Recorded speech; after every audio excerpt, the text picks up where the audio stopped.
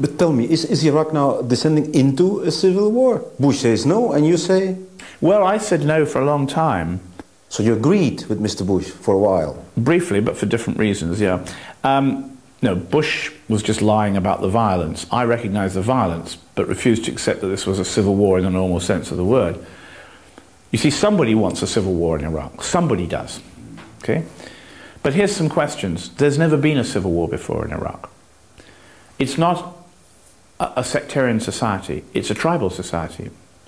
Most of the Iraqis I know are intermarried between Sunni and Shia, which of course is tragic now because the wives are going to their families and the husbands are going to their families, or vice versa. But this was not a society that was intrinsically sectarian. Saddam would turn against the Shiites and keep the Sunnis in power, but it didn't break them up as families. In the Iran-Iraq war, which lasted from 1980 to 88, 8-year war, 1.5 million dead. The Iraqi army, mostly Shiites, but many Sunnis, especially in the officer corps, did not split apart and mutiny. They continued to fight together for 8 years against the fellow Shiites in Iran. This was not a country that was likely to split into civil war. Who planned this civil war? I don't think Mr. Bush did. No, of course not. I'm not a conspiracy theorist. But I don't think the Iraqis suddenly went psychologically insane one morning and decided to have a civil war. So, yes, at the moment there is massive civil conflict and ethnic cleansing. There's no doubt about it. There's no doubt. And it's the greatest fear of all the Arab world. Of course, the same thing will happen, say, in Lebanon. In little tiny ways, I've seen it happen. You know, Shiites moving out of Sunni areas in Beirut. But in Iraq, it is on a massive, tragic scale.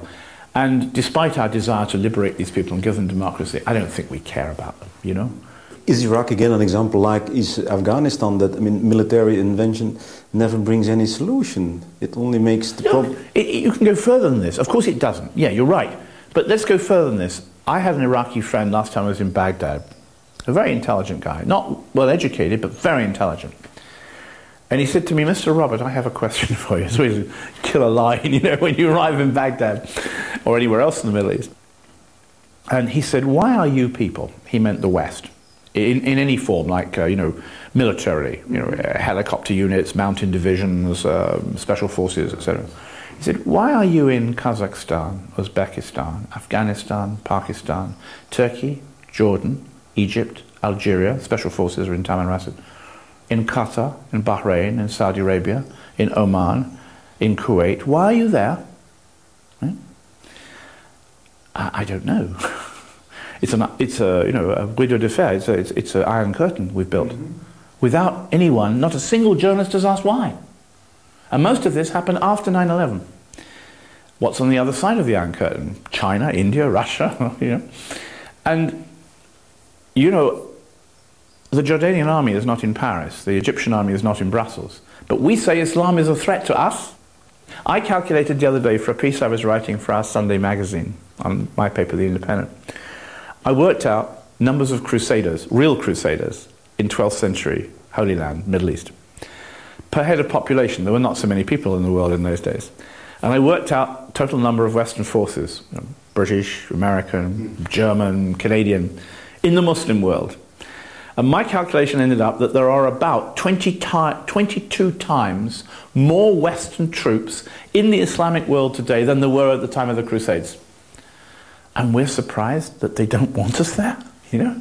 I mean, what are we doing there? Okay, oil has part of it, but it's not the only thing. That I think superpowers have this visceral need to demonstrate expansionist military power. We can go to Baghdad, so we will go to Baghdad. We can topple Saddam, we will. And we will take our soldiers across Sumeria and all the lands where civilization supposedly began to show you we can do it. Which is what the Romans did, which is what the British did. The Romans, interestingly enough, they sent some of their legions into the desert to what would now be Anbar province. They actually got that far, beyond the Syrian desert. And they got Crassus, the Roman millionaire, was the general. And they got surrounded by Parthian tribesmen who would have been Syrian horsemen. And the legions were decimated, they were cut down. And Crassus was ordered by the Muslims, well, they weren't Muslims then, by the Arabs, to surrender. And he went to sign a surrender treaty, and they chopped off his head, Iraqi style, filled it full of gold and sent it back to Rome. I mean, what's the difference? What's changed, yeah? Why do empires do this?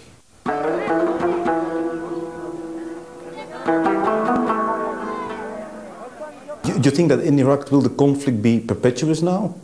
Well, no, I mean the Americans will leave, you know. The Americans must leave and the Americans will leave, but they can't leave. Mm-hmm. That's the equation that turns sand into blood, you see, that's the problem. They will, of course.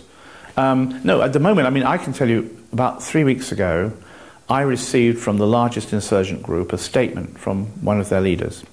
And it was the first time I'd read this. It was the first attempt by an insurgent group to state its demands for an American withdrawal, on paper listing. It started by saying it wanted open talks in public with the US ambassador to Baghdad and with the commander of US forces in Iraq. Pretty straightforward. It wanted the Americans to disavow and disown the Iraqi government, which they're not going to do. It wanted money to rebuild Iraq and pay for all the damage done during the invasion and afterwards. And it wanted total Iraqi control, only and uniquely Iraqi control of the oil fields, and no attempt for foreign sales of Iraq's oil reserves. Of course, you know, Paul Bremer effectively sent it out as a market. With the exception of demanding that the Americans disown the Iraqi government, which they will not do, not yet anyway, they're fairly easy to understand, and it clearly demonstrates that the insurgents are working on the principle they will be able to negotiate a US withdrawal. Now, the Americans made no comment, and they're not going to, but you know, originally, this was the kind of demand that the Viet Cong would make of the Americans, who said no. Eventually, they did a deal in Paris. So what we're seeing coming is the beginnings of the American departure. But there's another nastier side to this, of course. What you're also seeing now in the American press, I'm reading it in America, more and more articles by so-called experts. I don't know how you become an expert, but you know, all of whom are saying we sacrificed our lives to help the Iraqis, and they're not worthy of that sacrifice. They don't want it. That Arab society is not up to the kind of sophisticated world we're offering them. Mm-hmm. See? That it's a tribal society. We can't deal with them. We tried. They didn't want us. And that is the grit that we will lay on the desert to enable our tanks to leave. We're going to demean more and more the Iraqis as a people. First of all, we invade them illegally. Then they die by the thousands, courtesy of the war which we unleash. And then we tell them they're not worthy of our sacrifice. Because, you see, we love their lands. We love Afghanistan. The mountains, the possibility of gas pipelines, all in Iraq, all in Syria, but we don't care about the people. Why is it every time a soldier is killed in Afghanistan or in Iraq, we know his name, his age, we see his picture, whether he has a widow, how many children, which is fine. We should honor their sacrifice. They're human beings. They're our people. But when an Iraqi is killed, he's not even a figure. We're not even a number. We don't know his name, age, how many children he has. I mean, that's also the role of the press and the media. Yeah, but we can't move. Now in Iraq, if I go out of my hotel, I can spend 10 minutes on the streets, unarmed, alone, and then I have to go back because it becomes too dangerous. People will be on telephones. Ajnab, foreigner. You know, for a long period, the British and Americans instructed the Ministry of Health in Baghdad, which they were paying for, not to allow journalists access to figures of Iraqi dead. They wanted us to print the figures of their dead, but they did not want us to have any idea of how many Iraqis were dying. I used to go day after day to the central mortuary in Baghdad. Now there are gunmen in the mortuary waiting for people bringing bodies so they can execute the relatives in case they're the wrong religion, right? But I would go to the mortuary and spend 15 minutes going around counting the corpses. No electricity, no air conditioning, no refrigeration. You can imagine what it was like. There'd be a woman blindfolded, shot in the side of the head, baby shot in the mouth, as well as men, throat cut. And I go around counting 1, 2, 3, 4, 5. By 9 o'clock, 12. Lunchtime, 25. This is 2 years ago now. And I found out at one point that in June 2 years ago, 2,000 people had been murdered in Baghdad alone. 2 years ago, before the, quote, civil war, unquote.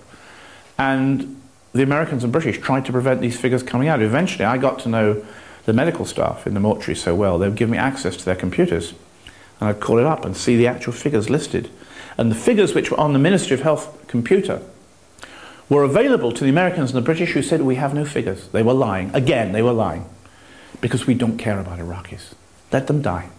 Let them die. And the same applies to Afghanistan.